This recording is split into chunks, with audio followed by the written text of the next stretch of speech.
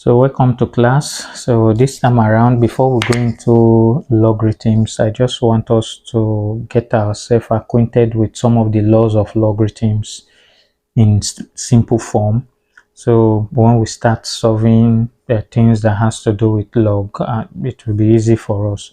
So the first one, just the way we have in indices, is the product law. The product law, the log of a particular base, this bottom part of it is called a base. Log to, if it's maybe 2, you say log of base 2 to a particular number. The number can be 2 times 3 or 3 times 4, whatever the case. When you want to express the log, you add it up, the log of that same base to the first number plus the log of that same base to the second number. Then when we start solving questions, you see how the manipulation is done. For quotient law, as I told you in the first video, quotient just simply means divide. So when you are dividing log to two numbers dividing each other, you just take the log of the first number minus, which is the divide, the log of the second number. Then you have another law, which is the power law. This simply is almost acting like differentiation, but we don't have to go into that. Just know that when you have the log of a particular base to a number carrying a power, in order to solve, take that power behind it, use it to multiply the log to that base of that number, which is this expression. It's like you taking the n here, which is the power, and using it to multiply. You have this expression. This is the 3 basic laws of logarithm that you need to know.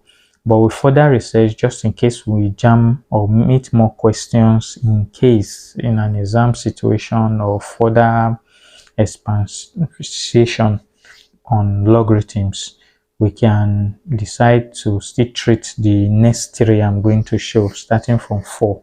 So we have what is called change of base formula. This change of base formula is just simply introducing one base to another base. If we have log of base b in this question, the way you are seeing it, you want to introduce maybe log of c. So it can be number, log of base 2, you want to change it to log of base 5. How do you introduce it? It's just to take the log of that new number that you are choosing to x, which is this. You divide by the log of that new number to this base that is here.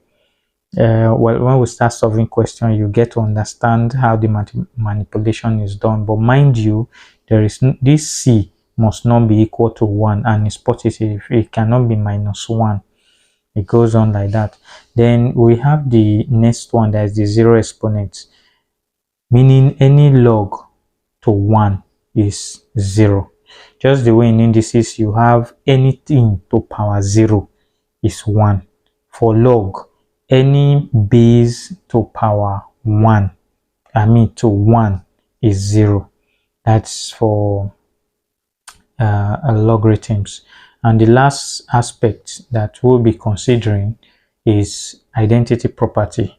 Identity property means if you have log 2 base 2 to value 2, the final answer is 1 when the base and the number you are treating is the same. If it is log of base 10 to 10, it is equal to 1.